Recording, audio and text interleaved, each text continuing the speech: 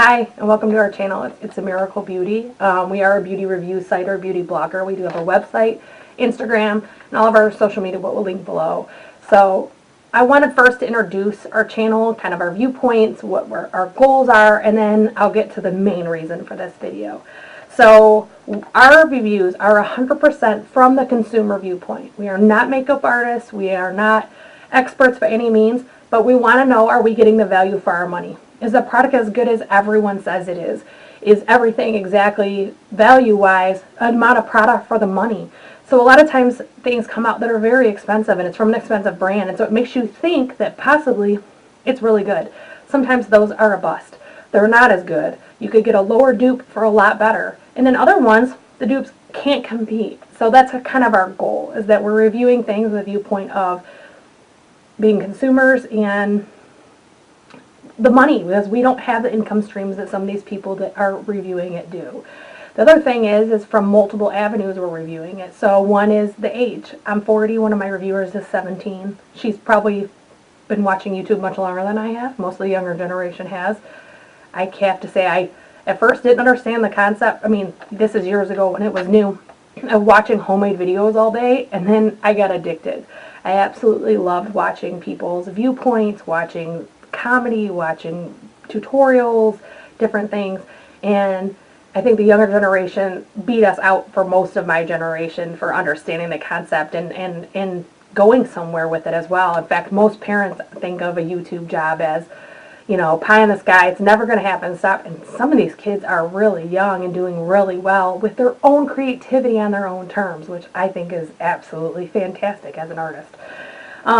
We also are reviewing, again, with the age thing of, does that product make you look older? Does it make you look younger? Does it work on both? I have dry skin, she doesn't. So I think that it's really important that as you review things, you see it from multiple avenues. We want to know if it's worth the money for me. There's been multiple products recently that are huge, super popular.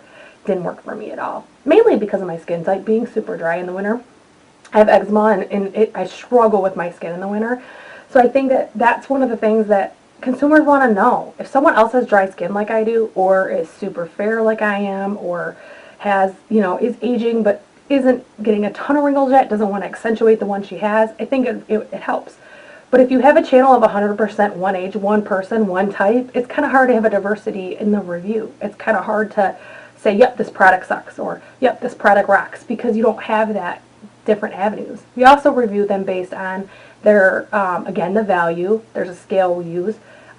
Scents, because so many people today are reactive to scents, and it's important to know before you buy a product that you're not going to react to it, or that if you know it has a strong odor, you know not to use it around so-and-so that has a reaction to it. I think it's important to know that before you buy a product, and I don't think, for me personally, that's discussed all the time. I watch a lot of videos both on YouTube and on Instagram and Snapchat and different things, and a lot of times the scent is the very last thing they mention, if they mention it at all, and usually the only time it's mentioned is if it's a poor scent, meaning it's disgusting or it just stinks. Whereas even if it's a perfume scent, a really great example is Ohai volumizing spray. It almost like puts a hair perfume on your hair. I adore it. I literally live for this product. They're sold out right now and I can't get it, and it's like giving me withdrawals. I'm using my last bit I have very sparingly just because I'm terrified of not getting it again. However, that being said, it has a scent, and if someone reacts to scents, that's not what they want on their hair, and that's something I think that is really important as you review products. That Ohai volumizing spray works amazing, it's fantastic, and somebody may be willing to risk the beautiful hair for the scent or use it in a more open area or something else if they know. But they purchase it and they don't know, sometimes that can be a little alarming. I know I've purchased products that I got home. For example, I had a lipstick recently that liquid lipstick, I think it was, and it literally stunk. It literally had an odor. I didn't even want it on my lips. And if I had known before I bought that what it smelled like, I don't think I would have bought it. I think, you know, but again, I try to see, touch, feel my makeup before I buy it, and in that case, I did a splurge, didn't, and I regret it. So we do it for that. We also do it for skill level. So is that product going to be good for anyone opening the box? No matter their skill, is the product going to be pretty easy to work with?